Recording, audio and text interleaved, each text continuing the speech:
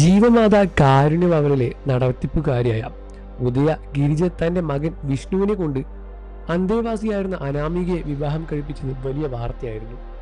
കഴിഞ്ഞ വർഷമാണ് ഇരുവരും ആദ്യത്തെ കുഞ്ഞ് പിറന്നതും.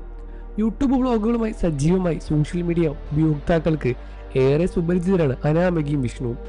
ഇപ്പോഴത്തെ മക്കളുടെ ആദ്യ വിഷു ഗംഭീരമാക്കിയതിനെ പറ്റി എല്ലാം തന്നെ വാചോലമായി സംസാരിക്കാൻ എത്തിയിരിക്കുകയാണ് ഇരുവരും.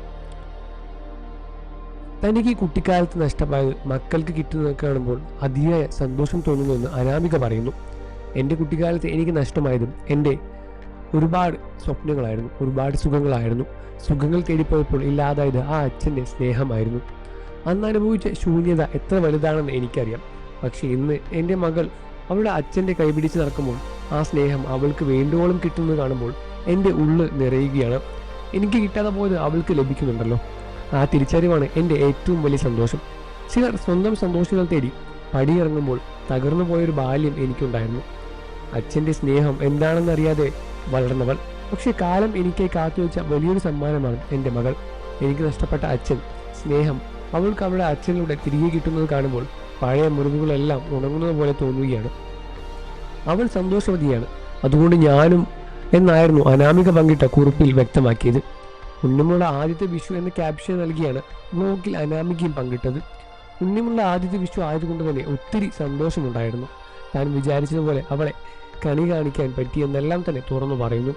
ഞാൻ കണി കാണുന്നതിന് ഇടയ്ക്ക് മോള് ഉണരുമോ, കണി കുളമാകുമോ എന്നെല്ലാം ഭയന്നിരുന്നു. പക്ഷെ ഞാൻ എല്ലാം തയ്യാറാക്കിയ ശേഷമാണ് മോൾ ഉണർന്നത്. വിഷുക്കണി കണ്ട ശേഷം അമ്പലത്തിലും പോയിരുന്നു.